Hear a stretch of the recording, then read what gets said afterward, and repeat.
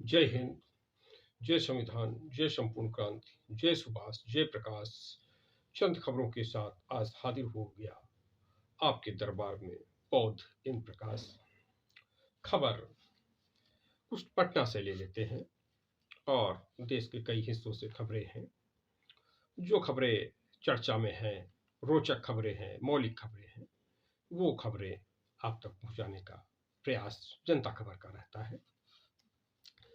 अभी चुनाव हुए कई राज्यों का, क्योंकि जनता खबर यूपी बिहार का प्रयास रहता है कि यूपी बिहार की तमाम छुपी हुई खबरें, तमाम जो दब जाती हैं, छुप जाती हैं, वो खबरें कोई दबने छुपने न पाए, उन खबरों को जनता के बीच लाना, आप तक पहुंचाना। तो उस चुनाव जो हुआ तो उसमें त्रिपुरा और नागालैंड भाजपा की सरकार बन गई, लगभग जीत गई, बहुमत हासिल किया। मेघालय को लेकर जो संगमा की पार्टी थी, जो नेशनल पीपुल्स पार्टी, पीए संगमा जी जो लोकसभा के अध्यक्ष भी रहे, और जब कांग्रेस से 3 बड़े नेता अलग हुए, शरद पवार और कटिहार से सांसद रहे कांग्रेस के नेता, वो भी वहाँ अलग हुए, और उसी समय पीए संगमा भी अलग हुए थे। तो तीन नेता, बड़े नेता रहे, और कांग्रेस के जो रहे थे वो उत्तर प्रदेश के प्रभारी भी रहे थे उस समय। तो ये सब लोग अलग हुए थे। बाद में फिर वो भाजपा का अलायंस में भी, एनडीए के अलायंस में भी पीए संगमा की पार्टी, नेशनल पीपुल्स पार्टी शामिल हुई, और अब उसको जो है बहुमत से कुछ कम के करीब उसकी संख्या पहुंच रही है। तो ये रहा उनका। और इधर नागालैंड को लेकर के चर्चा ज्यादा रही, मामला गर्म रहा तो नागालैंड को लेकर के। तो वो इसलिए कि उपेंद्र कुशवाहा ने कहा कि भाई बड़ा शोर सुनते थे, और खुदा पहाड़ निकली चूहिया वाली बात हो गई। खूब हेलीकॉप्टर से उड़े, ललन सिंह, तेजस्वी भी गए, नीतीश भी गए, सब लोग जो है, और लगता था बहुत बड़ा परिवर्तन, बहुत बड़ा रिजल्ट निकलेगा। लेकिन उन्होंने कहा कि हम तो कह रहे थे कि भाई जनता दल यूनाइटेड कमजोर हो रही है, टूट रही है जनता दल यूनाइटेड, दीमक लग चुका है, दीमक खाया जा रहा है। तो उपेंद्र कुशवाहा ने कहा मुझे तो पता ही था कमजोर थी, हम तो चिंतित थे। तो उनको सीट वहां पर अपेक्षित सफलता नहीं मिली।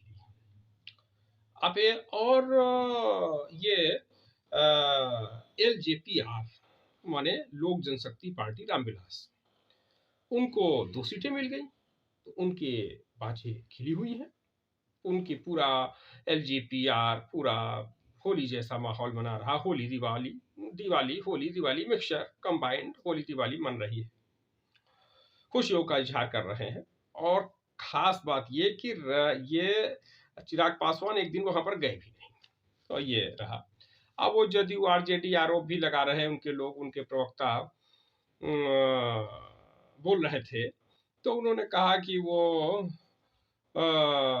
भाई वो चाचा भतीजे में लड़ाई है, और देखिए आगे क्या क्या होता है, सब आरोप प्रत्यारोप लग रहे हैं।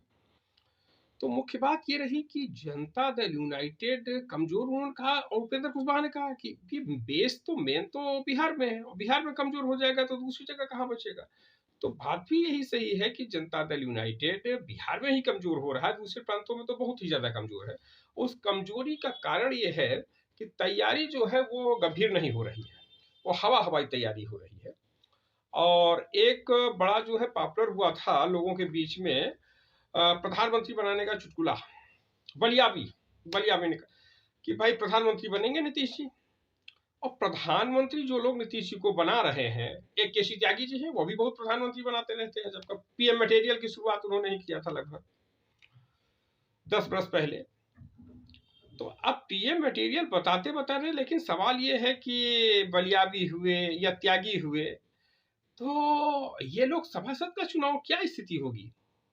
ये लोग चुनाव अपने बलबूते कितना पावर रखते हैं कि वोट का ट्रांसफर वोट कितना ट्रांसफर करा देंगे, कितना वोट दिला देंगे। या जिन कार्य क्षेत्र में और तो जो कुछ है वो नीतीश के कारण है, या नीतीश के साथ में जो कुछ नेता लगे उनके कारण है, कुछ कार्यकर्ता है उनके कारण है, जेपी के आदर्शों के कारण है कि भाई चलिए जेपी के आदर्श यहाँ पर मिल जाते हैं, महामाया प्रसाद सिन्हा के सपने मिल जाते हैं, सबको लेकर के वोट है। लेकिन मुख्य जो हुक्की हुआ चिल्लाते रहते प्रधानमंत्री बनाएंगे, उनके पास क्या वोट है? उनके पास वोट बैंक नहीं है। तो उससे और चिढ़ पैदा होती, तो वो चिढ़ पैदा कराने का काम कर रहे थे। तो वो जब ये ललन सिंह दौड़ा कर रहे थे, तब तमाम लोग कह रहे थे कि भाई इसी तरह उत्तर प्रदेश में हुआ, उत्तर प्रदेश में भी बहुत हुआ कि भाई हम सभी सीटों पे चुनाव लड़ेंगे, फिर वो आधी सीट पे लड़ेंगे और फिर जो है 200 सीट पे हम चुनाव लड़ेंगे। अंत तो जो है पता चला कि 36 सीटों के सिंबल जारी किए गए। कुछ ने नामांकन किया, कुछ ने नामांकन नहीं किया, कुछ के अवैध हो गए। और एकमात्र सीट अगर जौनपुर की जो एक सीट थी जौनपुर में, तो उसको छोड़ दिया जाए तो फिर पता चला कि जो है सारी सीटों का 10,000 के अंदर निपट गया। उत्तर प्रदेश जैसे बड़े प्रदेश में 10,000 के अंदर पूरी सीटें निपट गई। तो जेडीयू की तैयारी हवाई, कुछ चेहरे चापलूसी की प्रवृत्ति और ऐसे ऐसे चेहरे आ गए कि जिनका कोई जनाधार नहीं, लेकिन ठीक है वो हवाई है। इसी प्रकार से कानपुर के कार्यक्रम में चले गए ललन सिंह के। अब वहां पर लोगों की व्यवस्था ही नहीं, किसी तरीके से कार्यक्रम किए। श्रवण कुमार सिंह उत्तर प्रदेश के प्रभारी बना दिए गए। केसी त्यागी को कहा गया आप विश्राम कीजिए। श्रवण कुमार जी आए, एक दिन देखा सुना, तो देख सुन करके पता लगा 100 आदमी भी नहीं।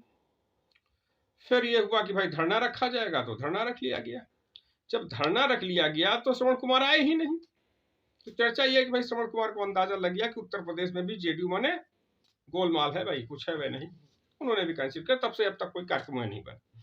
तो ये स्थिति, तो यही गोलमाल वाली पोजीशन बिहार से बाहर ही नहीं है, बिहार में भी है, ऐसा उपेंद्र कुशवाहा का कहना, जो उन्होंने कि भाई बड़ी नजदीक में वो तो भाई संसदीय बोर्ड के अध्यक्ष रहे, एमएलसी रहे और उनके आगे साथ में आगे, तो ये सब चल रहा है। तो आरोप प्रत्यारोप का चल रहा है।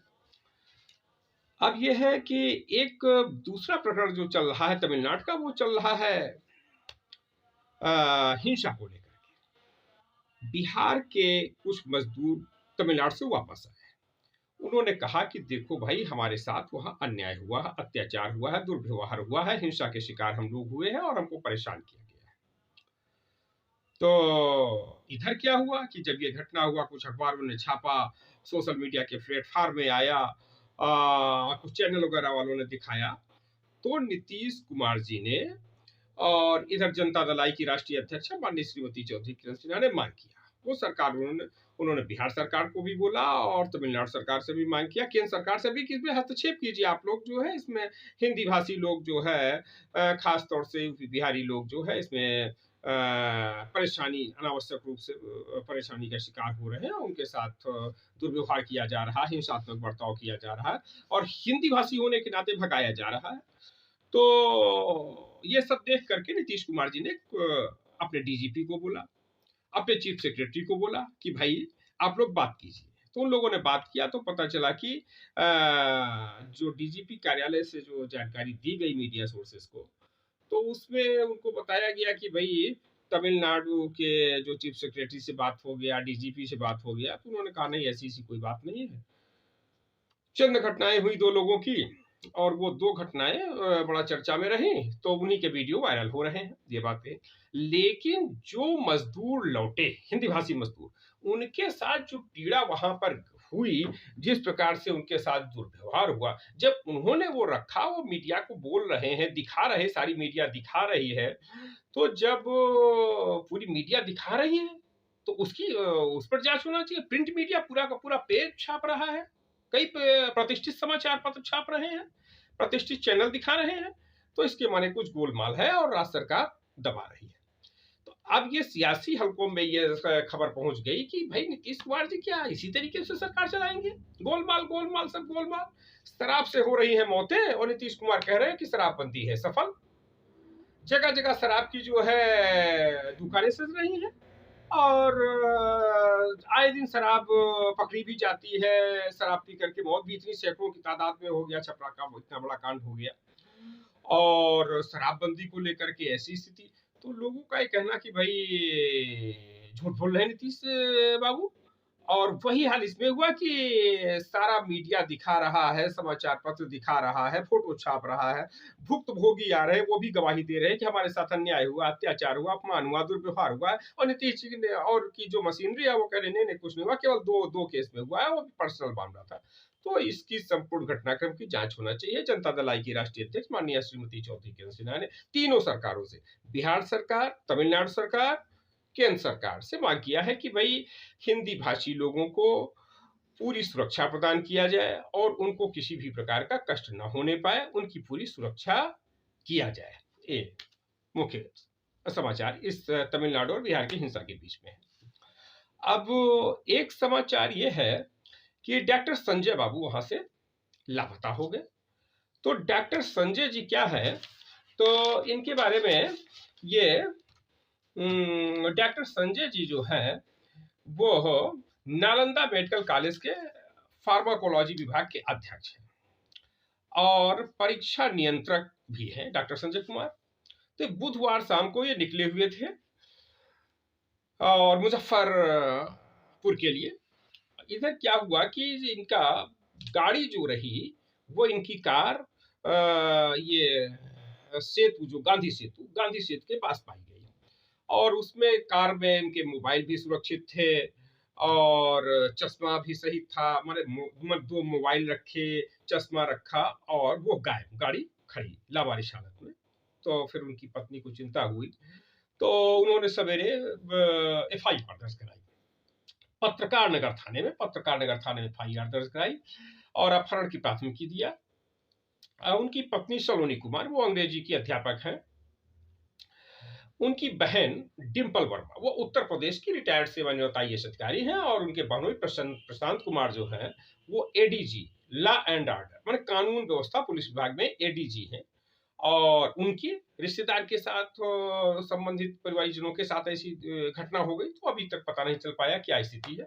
उन्होंने वहां के भट्टी से भी अनुरोध किया है कि आप तो भाई बहुत ईमानदार अफसर रहे हैं, बहुत बहादुर अफसर रहे हैं और देखिए इसमें क्या हो रहा है, ढूंढ रहे। तो बड़ा उहापोह की स्थिति है कि आखिर डॉक्टर संजय गए कहाँ पर, चल रहा है क्यों इस प्रकार की हालत हो गई कि जो है गाड़ी जो है खड़ी और वो जो है नहीं मिल रहे हैं, ये चल रहा है। दूसरा एक प्रकरण ये आया है चर्चा में कि अडानी विवाद और उद्योगपतियों से प्रधानमंत्री के रिश्ते, माननीय प्रधानमंत्री जी के रिश्तों के साथ में कांग्रेस के महासचिव संचार जयराम रमेश ने पुनः मांग किया है कि जेपीसी कमेटी के बिना न्याय नहीं हो सकता है, जेपीसी कमेटी से ही सच्चाई आएगी सामने। उन्होंने कहा कि अडानी के साथ संबंध और उद्योगपतियों के साथ संबंध, विवादास्पद संबंध, इन सब की जांच जो है वो निष्पक्ष रूप से हो सकेगी ये जेपीसी ज्वाइंट पार्लियामेंट्री कमेटी के साथ में। तो अभी तो सुप्रीम कोर्ट ने उसको कमेटी बना दिया है, उसका रिपोर्ट देखिए क्या आता है। ये जो है प्रमुख रहा। दूसरा एक ये समाचार लेते हैं वो इधर और एक डॉक्टर का और जो है मसला आया हुआ है। तो वो जो है डॉक्टर का मसला वो भी है ये डॉक्टर ऋतु गर्ग। तो डॉक्टर ऋतु गर्ग के बारे में समझिए कि उन्होंने चुनार के, मिर्जापुर जिले में चुनार है, वहां पर डगमगपुर में उन्होंने अपना हॉस्पिटल बनाया, संतुष्टि Ayurvedic medical college and hospital, और उसकी डायरेक्टर भी बन गई है। तो इसमें क्या हुआ कि नीट परीक्षा में परीक्षा दिए बिना इन्होंने लगभग 76 विद्यार्थियों को प्रवेश दे दिया और उसके लिए क्या किया इन्होंने कि भ्रष्ट के उनसे फीस भी ले लिया, बच्चों से फीस ले लिया और लोग कहते मोटी रकम ले लिया। फिर जब ये पता चला कि नहीं मामला गड़बड़ है तो कोर्ट वगैरह से इन्होंने कुछ आदेश वगैरह ले लिया इस प्रकार से। तो उसमें क्या हुआ घटनाक्रम कि विद्यार्थियों ने उसमें 76 जो जांच उसकी जो है जांच भी शुरू हो गई। तो जांच शुरू हो गई तो वो जब बच्चे थे उन्होंने जो है धरना प्रदर्शन शुरू कर दिया। धरना प्रदर्शन किया, विरोध किया, अपनी फीस वापसी का प्रेशर बनाया, विद्यालय से मांग किया कि हमारी फीस वापस किया जाए। तब ये जो है इन्होंने क्या किया कि जांच, विद्यार्थियों की भाई जांच हो रही है, ये सर्टिफिकेट लाना है, वो सर्टिफिकेट दिखाना है। तो जांच के नाम पर ये डॉक्टर ऋतु गर्ग ने विद्यार्थियों के प्रमाण पत्र रखवा लिए और तमाम विद्यार्थियों को उन्होंने निलंबित करना शुरू कर दिया, हॉस्टल खाली करवा लिया गया और छात्रों की फीस नहीं वापस की गई और उनको हॉस्टल से भी खाली करा दिया गया और उनको उनके प्रमाण पत्र भी जब्त कर लिए गए और मानसिक रूप से उनको परेशान भी किया गया। और ये स्थिति में चल रही है वहाँ की।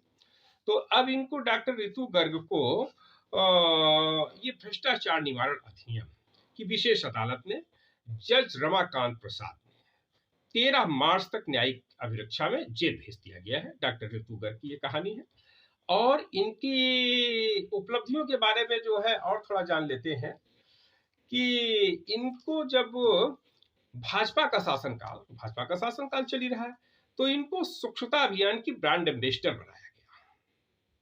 देखिए इनकी जो है पहुंच, इनकी समाज सेवा, इनकी लगन, इनकी प्रतिभा का उपयोग पार्टियां कैसे करती हैं। और केवल एक ही पार्टी नहीं कि भारतीय जनता पार्टी ने स्वच्छता अभियान का ब्रांड एम्बेसडर बनाया, इन्होंने स्वच्छता अभियान का ब्रांड एम्बेसडर वाराणसी से ऋतुगर को बनाया। और फिर इसके पहले सपा शासनकाल में इनका बहुत अच्छा उपयोग हुआ। वो रानी लक्ष्मीबाई वीरांगना पुरस्कार दे दिया सपा शासन ने। अब इन पर इतने बड़े बड़े गंभीर आरोप आ रहे हैं तो लोग चर्चा कर रहे हैं भाई कैसे इतनी बड़ी भूल हो गई। सियासी गलियारों में ये सब चर्चा बड़ी तैर रही है कि कैसे क्या हो गया मसला, और ये जो है चल रहा है। और एक खबर फिर लेते हैं इधर बिहार से ही है। वो 6 लेन पुल है हाजीपुर के पास, तो उसका काम जो चल रहा था, निर्माण कार्य चल रहा था, तो वहां कंपनी के गोदाम में आग लग गई, तो उससे काफी सामान भी जल गया और वहां की स्थिति पैदा हो गई जो है। तमाम दूर तक तो गांव के लोग डर गए, वो आग देख करके। इतनी ऊंची आवाज आग रही ले रहा उत्तर प्रदेश में। तो उत्तर प्रदेश से फिर हाथरस की घटना इस समय बड़ा चर्चा में आ गई कि हाथरस में ये रहा कि 4 बच्चों को जो कैद जो उनकी पुलिस अभिरक्षा में लिया गया था, जेल में बंद थे, तो उनको उनमें से 3 को बरी कर दिया गया और एक बच्चे को अभी उसको आजीवन कारावास किया गया। तो ये आजीवन कारावास किया गया, ये SC ST और हत्या करने ना बिना इच्छा के, बिना चाहते हुए हत्या करने को लेकर के मुकदमा था। ये 308 वगैरह टाइप का था मुकदमा। तो उस SC ST और 308 वगैरह का जो मुकदमा था, उसके सिलसिले में एक को आजीवन कारावास की सजा रखी गई है और अन्य को जो है कारावास सजा से जो है उनको मुक्त कर दिया गया, दोष मुक्त कर दिया गया है। तो अब इसमें क्या है कि दोनों पक्ष इनके, जो पीड़ित पक्ष है लड़का पक्ष, तो लड़का पक्ष ने कहा है कि उसके भी वकील ने कहा कि हम हाई कोर्ट में जाएंगे, और जो दूसरा लड़की का पक्ष है, पीड़ित पक्ष है, उसने भी कहा है कि हम हाई कोर्ट में जाएंगे, चूंकि अभी जो न्याय की रिपोर्ट है वो न्याय की रिपोर्ट हम तक नहीं मिली है। तो जब न्याय की रिपोर्ट मिलेगी हम उसको अध्ययन करेंगे, अध्ययन कराएंगे और देखेंगे कि कहाँ पर हमारे साथ अन्याय हो रहा है। तो जहां हमारे साथ अन्याय हो रहा है उस विषय को लेकर हम कोर्ट में जाएंगे, ये उन्होंने कहा हुआ है। और ये जो है इनका चल रहा है। एक चुनाव का जो है, रामगढ़ से चुनाव हुआ है, तो रामगढ़ का जो चुनाव हुआ है तो उसमें कांग्रेस और झारखंड मुक्ति मोर्चा, तो माया देवी वहां से थी, ममता देवी, तो ममता देवी को अदालत ने दंडित कर दिया। तो जब दंडित हो गई तो उनकी विधायकी चली गई। उसके बाद फिर चुनाव हुआ, फिर उनके पति ने वहां चुनाव लड़ा, तो कांग्रेस झारखंड मुक्ति मोर्चा वहां हार गई रामगढ़ में, झारखंड में, और आजसू प्रत्याशी वहां जीत गई। आजसू और भाजपा मिलकर जीत गया, सॉरी। और ये रहा। और तो इसकी चर्चा चल रही है और पूरे देश में जो उपचुनाव हुआ उसकी खूब चर्चा चल रही है कि किधर क्या रहेगा, क्या माहौल बनेगा। तो अभी तो जो कुछ लोग चर्चा कर रहे हैं कि भाई धीरे धीरे माहौल बनेगा, लड़ाई जनता दल परिवार बनाम भाजपा, मुख्य लड़ाई जो रहेगी वो एक तरफ जनता दल परिवार, दूसरी तरफ भाजपा। अगर जनता दल परिवार कहीं तबीयत से एकजुट हो गया तो गारंटी हो जाएगी भाजपा की विदाई पक्का है। और अगर एकजुट नहीं होता है, छिटपुट रहेगा, तो फिर एक आशंका बनी रहेगी। लेकिन 19-20 लड़ाई भाजपा वर्सेस जनता दल, इन्हीं इन्हीं में से है, जनता दल परिवार में ही है। उसमें जनता दल आई भी है, जनता दल यूनाइटेड भी है, राष्ट्रीय जनता दल भी है, जनता दल सेकुलर भी है, बीजू जनता दल भी है, और अब तो ये उपेंद्र कुशवाहा से भी बात की जाएगी।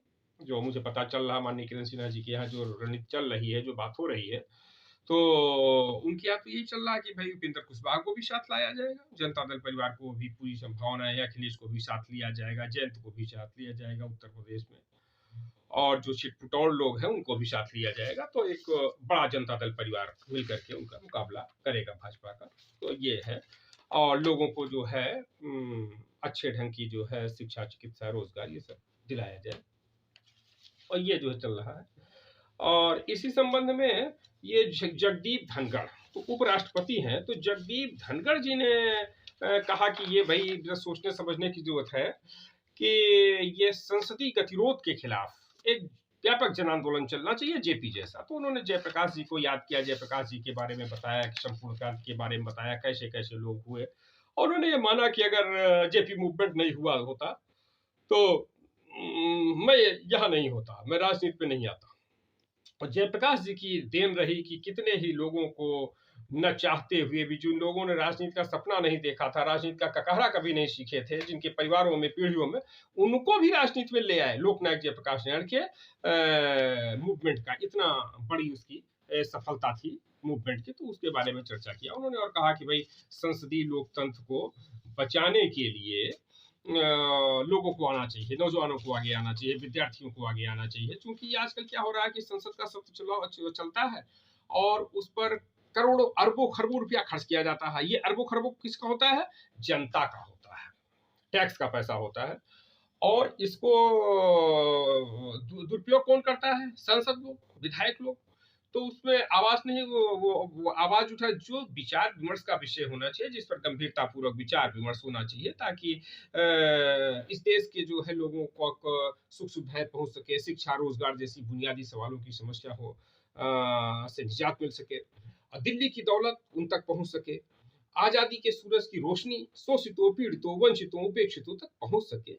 इस पर ये सब जो कोहरा, जो तू तू मैं होने लगता है, कभी कभी मारपीट होने लगता है, कभी कभी कि बाहें ऊपर कर रहे हैं, ये इधर खींच रहे हैं, उधर कर खींच रहे हैं, अनावश्यक ऊट पटांग बातचीत कर रहे हैं, ऊट पटांग प्रश्न पूछ रहे हैं। तो विकास से संबंधित, जिससे लोगों की बुनियादी समस्याएं हल हो, इन सब विषयों पर गंभीरतापूर्वक ध्यान देना चाहिए। इसको उपराष्ट्रपति जगदीप धनखड़ जी ने लोगों के बीच सामने रखा। उन्होंने कहा कि कोई राजनीति से प्रेरित नहीं, हमारा व्यक्तिगत विचार है, व्यक्तिगत सुझाव है, व्यक्तिगत चर्चा है, कोई राजनीति से प्रेरित नहीं है, ये चल रहा है। और इधर एक उड़ीसा से खबर है कि उड़ीसा में बीजू जनता दल, क्योंकि बीजू जनता दल है, तो वहां पर हम लोग तो जनता दल की खबर लाते हैं निकाल करके, कोई भी जनता दल हो, तो ओबीसी की गिनती कराई जाएगी और इसका काम पूरा हो जाएगा, 12 जुलाई तक काम पूरा हो जाएगा। तो उड़ीसा की बीजू जनता दल ने यह निर्णय ले लिया है। तो चूंकि जनता दल परिवार का एकीकरण का कार्यक्रम जो चल रहा है माननीय किरण सिन्हा जी के ओर से, तो उसमें बीजेडी के भी साथ संपर्क किया जा रहा है और सब लोगों को साथ लाने का एक प्रयास चल रहा है। तो बीजेडी ने भी एक ओबीसी की गिनती कराने का काम शुरू कर दिया है, जो 12 जुलाई तक पूरा हो जाएगा, ये रहा। दूसरा एक जो है बड़ा खबर ये है कि ये अमित शाह मिले, माने भगवंत मान मिले, किससे? अमित शाह से मिले, और तय हुआ कि 18 सीआरपीएफ कंपनियां भेजी जाएंगी, वो 6 तारीख तक वहां पंजाब में जाके वो उसको कार्य अपना संभाल लेंगी। तो अभी जो अजनाला का घटनाक्रम हुआ था, जिसमें बड़ी भीड़ लेकर के और लाठी और डंडे और ये सब तलवार ये सब लेकर के जो है कुछ लोग आ गए, तो लोगों ने कहा कि नहीं, ये जो है नया भिंडरावाला पैदा हो रहा है, इसी प्रकार से भिंडरावाला आ जाता था तो नया भिंडरावाला पैदा हो रहा है, तो इसके खिलाफ संघर्ष करो। तो उसमें सीना जो कुछ नापजोख की गई है और एक जो सुरक्षित एरिया बनाया गया है, उस सुरक्षित एरिया को बिल्कुल सुरक्षित रखने के लिए वहां पर पीएसी की ये केंद्रीय सीआरपीएफ लगाई जाएगी, सीआरपीएफ के बल वहां पर लगाए जाएंगे। ये अमित शाह और ये भगवंत मान के बीच तय हो गया। और एक और खबर है, तो वो तो खबर ये जामताड़ा झारखंड से ही संबंधित है, लेकिन वो झारखंड तक ही सीमित नहीं है। झारखंड है, हरियाणा का मेवात है, और राजस्थान का अलवर है, भरतपुर है, और ये पूरा कई जो है वो राज्य है जिनको ये छू रहा है ये समाचार।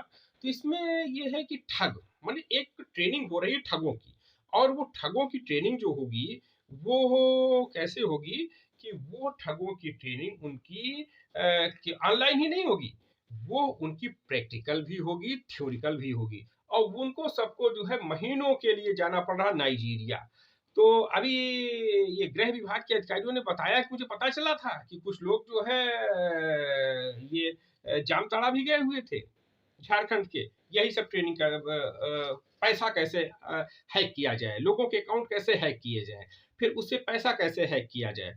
तो इसमें जो गंभीर जानकारियां हैं उन पर अपनी बातचीत साझा करने के लिए, और उन पर जो बड़े पेशेवर अपराधी हैं, अंतर्राष्ट्रीय अपराधी हैं, उनसे तालमेल बना करके उनसे सीखने की जो प्रक्रिया है उसको ये ठग कर रहे हैं। तो वो नाइजीरिया जा रहे हैं। तो अब नाइजीरिया में वो लोग रहेंगे, वहां पर उनका खाना पीना रहेगा, सब पूरा सोना सब रहेगा, और वहां के जो बड़े बड़े अपराधी हैं वो उनको ट्रेनिंग देंगे। तो इस प्रकार से कुछ लोग जा चुके हैं, और उनका लक्ष्य रहेगा कि जो बड़े बड़े लोग हैं, और खास तौर से यूरोपीय देशों के लोग, माने धनाढ़ लोग, संपन्न लोग, और अमेरिका के लोग, इन सबको जो है अपनी दायरे में ले लिया जाए। और एक उनका लक्ष्य टारगेट रहेगा कि इनको इतने दिन में इनका खाता करके पैसा निकालना, इनको इससे बात करके पैसा निकालना, इनको इस तरह का पैसे बात करके पैसे निकालना। तो इस प्रकार से इनका रहेगा नाइजीरिया का, जो नाइजीरिया जा रहे हैं तो ये रहेगा। और एक पश्चिम बंगाल की खबर ये है कोलकाता से कि वहां पर शत्रुघ्न सिन्हा जी ने कहा था कि ममता बनर्जी खेला करेंगी, तो टर्न लेंगी। तो अब वो उन्होंने क्या टर्न लिया, उन्होंने घोषणा कर दिया, ये चुनाव जो हुआ है परिणाम, तो उसमें वहां से कांग्रेस जीत गई है, वाम समर्थित। तो ममता बनर्जी ने कहा कि भारतीय जनता पार्टी ने अपना वोट वहां ट्रांसफर करा दिया। और जिस प्रकार से अखिलेश यादव ने कहा कि हम उत्तर प्रदेश में अकेले चुनाव लड़ेंगे, जिस प्रकार से प्रियंका गांधी ने कहा कि हम उत्तर प्रदेश में अकेले चुनाव लड़ेंगे, उसी प्रकार से ममता बनर्जी ने कह दिया पश्चिम बंगाल में कि हम अकेले चुनाव लड़ेंगे, हम किसी पार्टी से समझौता नहीं करेंगे, गठबंधन नहीं करेंगे, हम जनता के साथ गठबंधन करेंगे, जनता के साथ गठबंधन करके हम सभी सीटों पर चुनाव लड़ेंगे पश्चिम बंगाल में, ऐसा ममता बनर्जी ने कह दिया।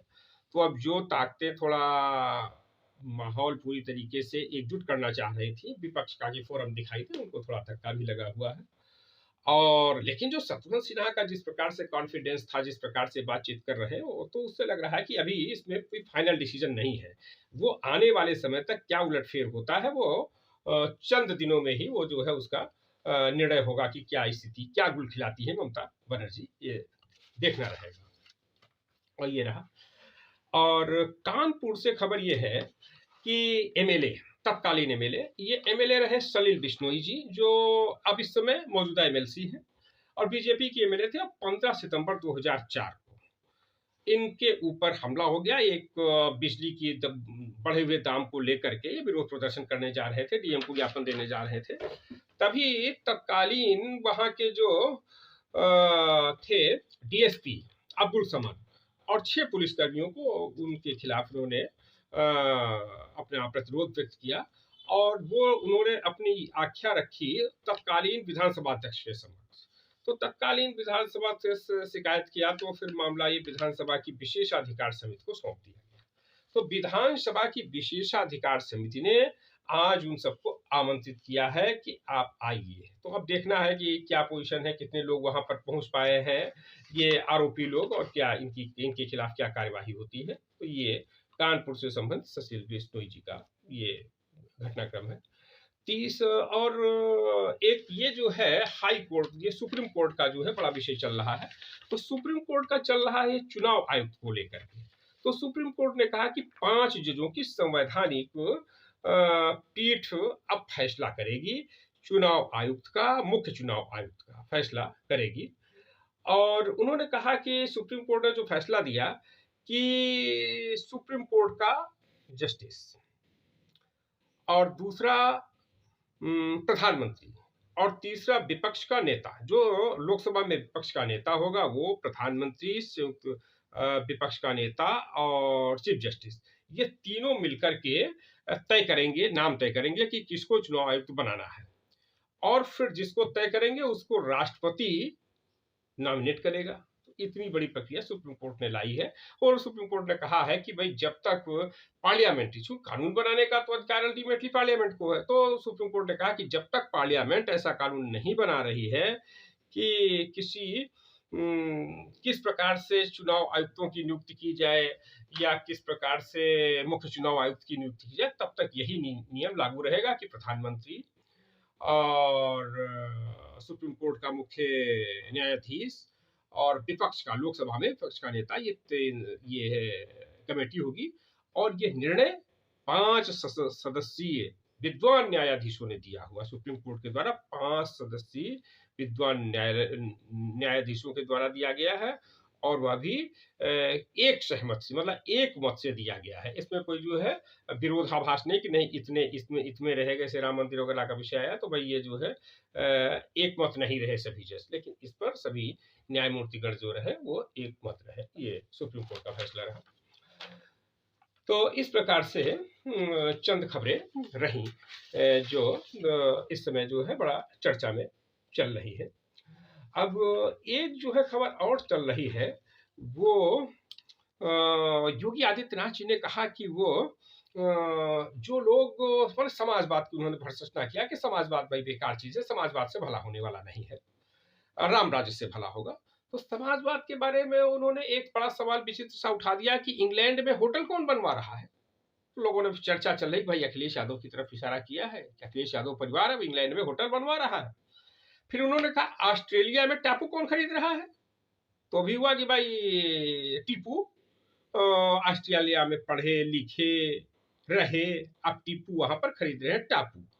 तो अब यहाँ पर सियासी हलकों में चर्चा है कि भाई जब इनको पता चल गया तो फिर ये आईडी और ये जो है सीबीआई और ईडी ये सब किस लिए है, ये सब क्या देख रही हैं कि कैसे इतना जनता को लूट करके। और मुख्यमंत्री ने भी कहा और संजय निषाद ने भी इस बात को कहा कि भाई इंग्लैंड में होटल ऐसे ही थोड़ी बनवा लेंगे, ऑस्ट्रेलिया में जमीन ऐसे ही थोड़ी खरीद लेंगे। तो जनता ये मांग कर रही कि भाई न्याय कराइए जल्दी से कि इतना पैसा कैसे आ गया, और या फिर जनता को बताइए कि भाई इस प्रकार से जैसे पैसा आ गया है तो इस देश के साधारण लोगों के पास पैसा आ जाए, वो भी जो है थोड़ा अपना जो है अपने कस्बे में ही बना ले, न कस्बे में चाहिए अपने गांव में, अपने बना ले, अपने मोहल्ले में बना ले, अरे जिस घर में रह रहे हैं उसी घर में बना ले। तो इस प्रकार से चर्चाएं चल रही हैं कि सरकार जनता के लिए कदम उठाए। और जो आरोप लगा है, और ये आरोप किसी सड़क चलते हुए आदमी ने नहीं लगाया कि भाई इंग्लैंड में होटल खरीदा जा रहा है, ऑस्ट्रेलिया में टापू खरीदे जा रहे हैं, ये आरोप मुख्यमंत्री जी ने लगाया हुआ है। उत्तर प्रदेश के मुख्यमंत्री माननीय योगी आदित्यनाथ जी ने लगाया है, और उत्तर प्रदेश के कैबिनेट मंत्री, माननीय कैबिनेट मंत्री डॉक्टर संजय निषाद ने आरोप लगाया है कि वहां पर खरीदा जा रहा है, टापू खरीदे जा रहे हैं, इंग्लैंड में होटल बनवाया जा रहा है। तो बड़ा उहापोह चल रही कि भाई जनता के सामने लाए कि ये पैसा कहाँ से आया है, कैसे आया है, क्या वस्तु स्थिति है, और जनता को बताया जाए कि दूसरे लोग कैसे पैसा कमाए। ये विषय चल रहा है। और अभिभावकों की फीस का एक विषय आया हुआ था कि अभिभावकों ने, सो भी हाईकोर्ट इलाहाबाद ने निर्णय दिया था, तो उस पर भी वहां पोह की स्थिति है कि किसी विद्यालय का भी ये सटीक आ नहीं रहा है कि नहीं साहब ये 15% फीस हमने माफ कर दिया है और अब आओ। तो कि बुला बुला करके देगा कोई, इस धोखे में मत रहना। धन धरती की, वो था कि एक धन धरती की रेखा है तेरे हाथों में, पर कोई बुला बुला के देगा, इस धोखे में मत रहना। तो जो हाईकोर्ट ने फैसला कर दिया, तो अब अभिभावकों को जो पैसा मिलना है फीस वापसी का, तो उसकी कोई पहल अभी विद्यालयों की तरफ से नहीं हुई है। तो जो हमारी एक दो अभिभावक संघ के जो अध्यक्ष हैं उनसे बात हुई, अभिभावक संघ के पदाधिकारी हैं, तो उन्होंने कहा कि नहीं अभी तो विद्यालय जो है ऐसा कोई कर नहीं रहे हैं, अब प्रक्रिया चल रही है, प्रोसेस चल रही है, देखिए क्या है, अगर नहीं करते हैं तो हम इनको आगे सुप्रीम कोर्ट में घसीटेंगे। तो ये तो हो गया कि भाई सुप्रीम कोर्ट में घसीटेंगे, लेकिन अब तक क्यों नहीं प्रोग्रेस हो रही है, ये जो है बड़ा विषय है। तो ठीक है, सब लोग देखते रहिए जनता खबर, खूब लाइक कीजिए, शेयर कीजिए, कमेंट कीजिए। धन्यवाद, आपको बहुत बहुत धन्यवाद।